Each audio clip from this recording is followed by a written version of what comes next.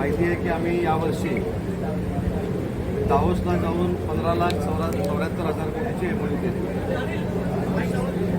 आणि हे एमओयू करत असताना माननीय राज्याचे मुख्यमंत्री देवेंद्रजींच्या सक्त सूचना होत्या की हे एमओयू फक्त एमओयू न राहता याची अंमलबजावणी झाली पाहिजे आणि याची अंमलबजावणी होताना कुठच्याही डिपार्टमेंटमधलं उद्योजकांना त्रास होता कामा नये, सुलभपणानं त्यांना सगळ्या परवानग्या मिळाल्या पाहिजेत आणि 100% त्याची अंमलबजावणी झाली पाहिजे.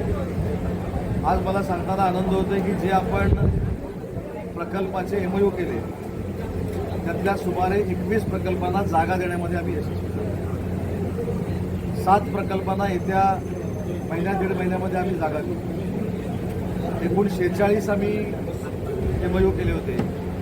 त्यातले 20 प्रकल्पांना आमच्याकडे असलेल्या जागा उद्योजकांना पसंत पडल्या नाही म्हणून पास थ्रू पद्धतीनं आम्ही त्यांना उपलब्ध करून देतोय. त्यातल्या 4 जागा मागच्या 2 दिवसामध्ये आम्ही दिल्या आणि 4 प्रकल्पांना अजून इनिशियल सुरुवात झाली.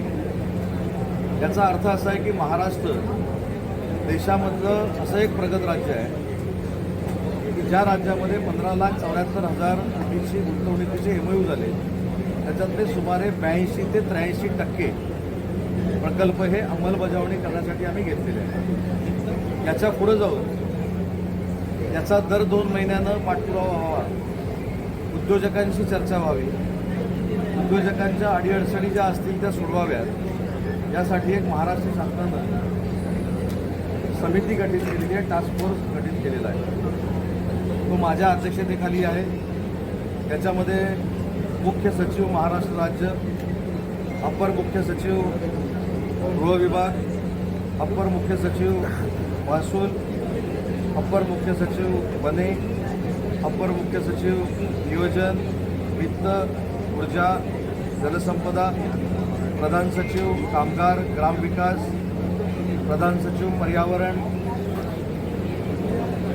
माननीय मुख्यमंत्री महोदयांचे प्रधान सचिव, मुख्यमंत्री महोदयांचे सचिव, दोन्ही उपमुख्यमंत्री महोदयांचे सचिव, अतिरिक्त पोलीस महासंचालक, मुख्य कार्यकारी अधिकारी, महाराष्ट्र औद्योगिक विकास महामंडळ, सचिव उद्योग, अशा पद्धतीची 31 जणांची कमिटी ही आज उद्योग विभागानं तयार केली, त्याला मान्यता दिली आणि या समितीला दर 2 महिन्यानं बैठक घेणं हे बंधनकारक आहे. या बैठकीमध्ये उद्योजकांशी चर्चा करून त्यांच्या अडीअडचणी दूर करणं, या सगळ्या विभागांमध्ये असलेल्या त्यांच्या परवानग्या सुलभ पद्धतीनं देणं आणि कुठेही उद्योजकांना जर अडचण निर्माण झाली आणि ती जर योग्य असेल तर तातडीनं त्याच्यावर कारवाई करणं, यासाठी या समितीचं गठन करण्यात आलेलं आहे आणि याचा फायदा यावर्षी झालेल्या एमओयूला देखील होईलच, पण पुढच्या वर्षी देखील आम्ही ज्यावेळी दावोसला जाऊ तर याच्यापेक्षा जास्त एमओयू झालेले आपल्याला दिसते.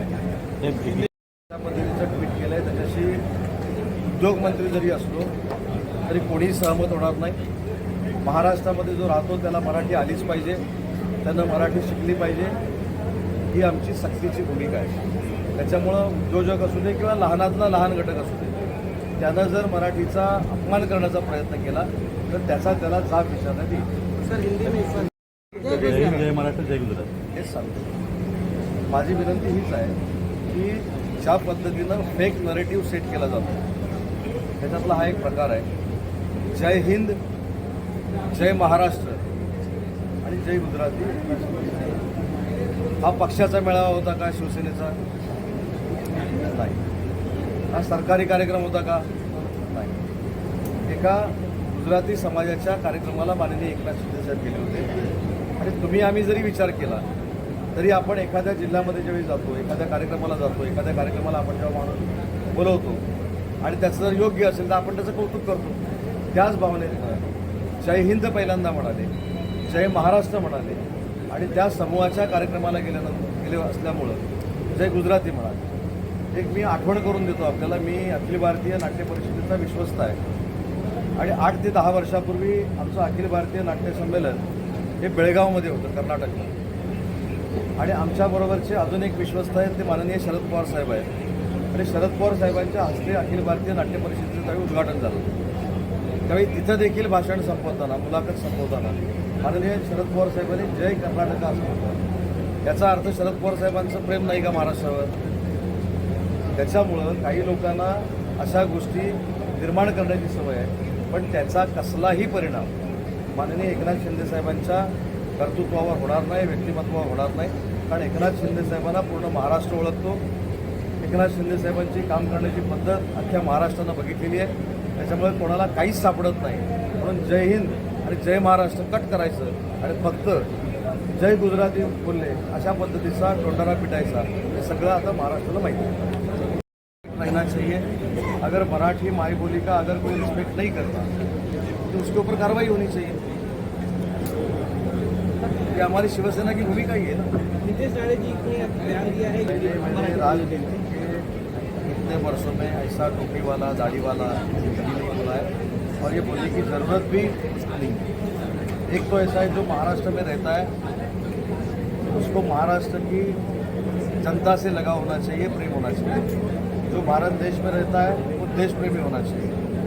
अगर वो देश प्रेमी नहीं है तो राष्ट्र से द्रोह करने वाला है तो उसके खिलाफ ही हमें. लेकिन कम्युनिटी पे जाके मैंने कभी बात नहीं की है, टीका नहीं की. लेकिन कोई भी कम्युनिटी हो और वो राष्ट्रद्रोह कर रहा हो तो उसके साथ शिवसेना नहीं. कल सर राष्ट्र के पहले जो एक साथ हो रहे हैं उसे किस तरीके से चलो नहीं, आप सब लोग वो एक साथ आएंगे ऐसा आपके चैनल से हमको दिख रहा है.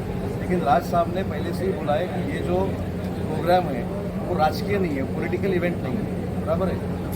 अभी ये जो सवाल आपने मुझको पूछा है, मैं अभी यूट्यूब पे देख रहा था कि कांग्रेस ने भी इसके बारे में कुछ कहा है. कांग्रेस ने तो हमसे आगे जाके कहा है, जो महाविकास आघाड़ी में है वो तो ऐसे बोले. अतुल लोंढे जो प्रवक्ता है, मुख्य प्रवक्ता कांग्रेस के, वो बोले कि ये दो भाइयों का इवेंट है. तो उनसे सवाल कीजिए ना महाविकास आघाड़ी. राज साहब आपको अलायंस भी चाहिए नहीं चाहिए? अगर चाहिए तो स्वातंत्र्यवीर सावर जी को जो बोले थे कांग्रेस वाले, उसका क्या होगा, ये भी सवाल पूछेंगे ना राज साहब. तो अभी इनिशियल स्टेज में वो जो कार्यक्रम है वो राजकीय नहीं है. ये खुद सुबह भी बोला गया है प्रेस कॉन्फ्रेंस. ऐसा भी आने तो दो. अभी साथ आना है, अलायंस की बातचीत होनी है, सीट बंटवारा होना है, आरक्षण में सीट देना है. ये सब होने के बाद इसके ऊपर बातचीत करना अच्छा रहेगा.